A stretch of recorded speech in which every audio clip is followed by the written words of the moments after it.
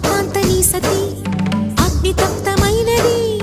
మేలు త్యాగమిచ్చి తాను నీలో లీనమైనది ఆదిశక్తి ఆకృతి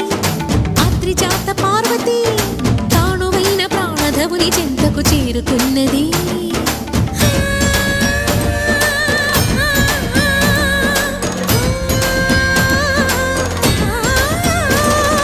భవుని భువికి తరలించేలా ధరణి దివిని తలపించేలా